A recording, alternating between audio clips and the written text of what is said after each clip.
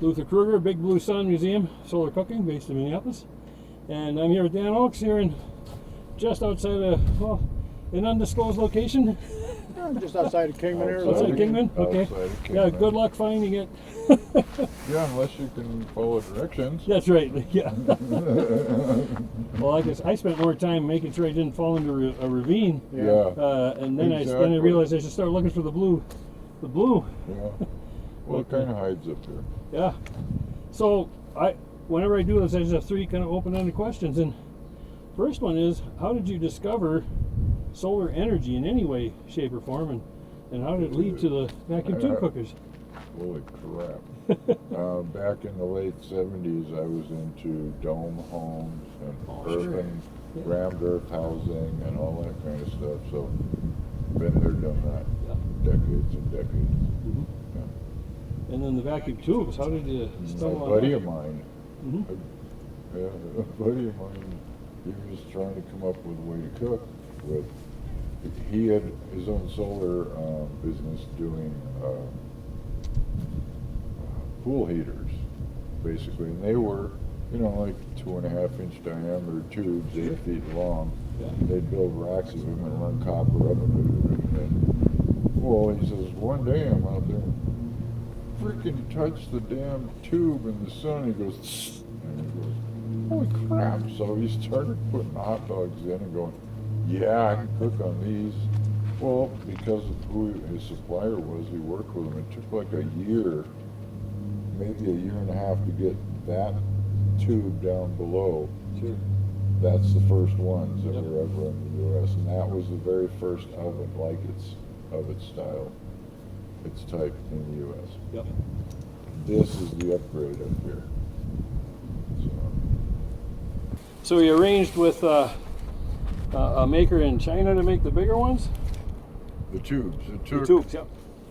It took him over a year, maybe a year and a half to get the little ones done.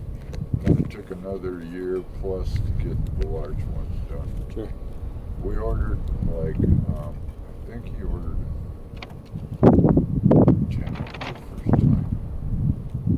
And they were like in the $300 to $400 a piece range with no insurance because it's glass. Right.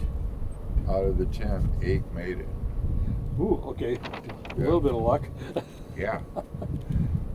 That was way back when, And that one right there, that's the second tube, because I was able to get them on YouTube or Amazon or eBay or whoever the hell. Sure. I don't. And when I need something, I go, okay, we're going to get it back in. Yeah. But they're out there. Yeah.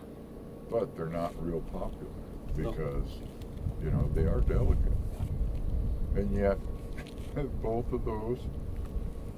Hey, Mike, have those two ovens been anywhere?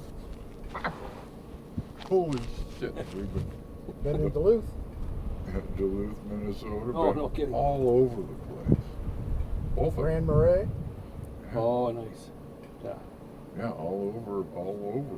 Sure. Montana, North Dakota, all over out here. Jesus. I mean, I started out in California with them, and so I've been up to Oregon. I've been all around. The only one I didn't hit at the time was Washington, but I lived there long enough that I didn't need to. But yeah, so they've been everywhere. So, okay, yeah, they're delicate. Well, fine. Worked for me. Just a little care that you don't put an ice cold tray into a already heated tube. I've heard that where I people do don't. it all the time. You have super cold, and you just make sure it doesn't spatter onto the inside of the glass, right? I don't know. Oh, yeah. I take if I'm doing biscuits or cinnamon rolls, open it up, go boink, boink, boink, boink, 5 of them on there, shut the damn thing, and 15, 20 minutes later I'm going, oh yeah, I forgot. Yeah. Yeah. And do you have a thermometer where you can check? It gets up to like On 4. the front. You I'll can do a just right up a there. wrap around once we're done talking, but that's typical, of course, for those that do that, so they know they can see 400, 500 degrees. Get up to that range, or I don't care. Ah, But okay. it's up to 250 to 300. That's when it starts cooking. Water boils at 212. Yeah. Chicken's done at 165, 170. Steak's done at that. I mean, give me a break. Yeah, yeah. And these ovens, they're not like a box Right. where you got to heat up that whole space. Mhm. Whatever you throw in that damn thing, it's concentrated. Right there. It's total heat. Yeah. So I can take my, well, yeah, let me go get my, what do you call it, damn thing? Sure. Oh, right there it says it's, I don't know, 78, 76, Sure. 81, it's moving. This says it's 230. That says 254. Yep. And it's at this time, and I just got done cooking. Sure. This one, I don't even know what temp it's at. I never put a thermometer on it. Oh, 336. Oh, okay. Yeah. Yeah, that's pretty much in the shade. Yeah. Yep. Nice. Yeah, so when it comes to cooking crap, Yep. time is the only thing you have to pay attention to, really. Yep. Because if you forget something's in there and it's a sunny day, and yeah, you're going to overcook shit. Yep. Hardcore. I mean, I could do 2 bread pans of actual bread about every hour and a half. Yeah. Through the middle of the day, if I needed to. Mm-hmm. That's a lot of bread. Yeah. After a while, Who you needs all that shit? We do. Banana nut bread. Oh yeah, yeah, I do a lot of that too. Yeah. I buy the the bags, you know, and dump it into one of my trays. Yep. It's, they're usually like muffin mixes. Mm-hmm. Mix it up, throw it in there. 45 minutes later, Yeah. he's eating it. Yeah. A lot of friends have eaten out of this oven. Sure. Both of them. A lot. Oh, that's what they're for. Oh yeah, that's right. Meatloaf. Breads, rolls, meatloaf, sausages. Yeah. I did stuffing one Thanksgiving. Yeah. 2 big trays of stuffing in there for Thanksgiving. Yeah, and when it comes to cooking, I have 0. I don't know. I just don't care. Yeah. This one, I was in. Oh, there you are. At my sister's down in L.A. Mm-hmm. And she lives in a condo, one of them high-dollar, high-class Sure. condos, and so I want to put this out because I normally do it, but where her condo was, the sun wasn't optimal. Yeah. But the house the condo across the way there was nobody there, had the for sale sign, and she knew so all I did was take this oven and I set it over there. Sure. on the pavement. It was heating up, getting ready to cook. Here comes this hellacious wind. Come rip roaring through there, and I'm looking down from the 2nd story where this is, and it goes, whoop, folded up and went, doink, doink, doink, doink. Went rolled like 5 times and ended up right at the gutter. I went down, picked it up, opened it up. It was okay. Kept cooking. Nice. I put it on the grass so it couldn't roll. Yeah. Yeah. Well, so the frame with the reflector, when did you come across, what was in your mind when you said, I need to maybe goose up the power or something? I mean, what? None of that. None of that? Just, No. just for looks? Yeah, for looks, because it doesn't, see, this plastic I have in here, that is on there, pretty spendy. Yeah. But, and this is wore out over the years, and the stuff that I have is sitting someplace. But I wanted to be able to do this and take it and go. Sure. Well, oops, got the wrong end up. So it'll still cook. So you can get stuff just about cooked, or it's done, and you take it in. Keep You it can warm. set it on like someplace, and it keeps it warm. Sure. You know, and you can dish it out. So that's what I'd wanted for it. Be compact, easy to move, and it isn't. You know, I got other ideas. This is the first one, and I thought, nah, there's too much moving parts. But this one, I pretty much, that's it. Yeah. I go like this in the sun, boom, I'm done. Sure. By 10 o'clock in the morning, this is up over 350. Yeah. So, and I can cook a lot earlier. Yeah. Oh yeah, a lot earlier. Oh yeah.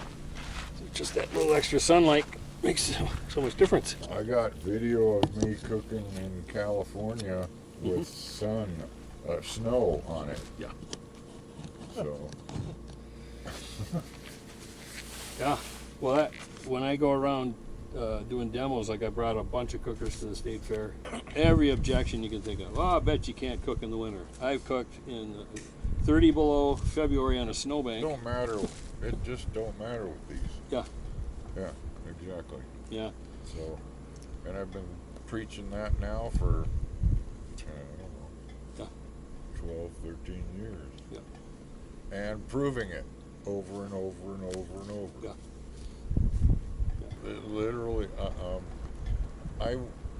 this isn't the level I wanted to go to with it. I had planned to go way farther with it because I got design implementations and shit like that, you know. But I just reached the point where I went, I'm tired of fighting this crap.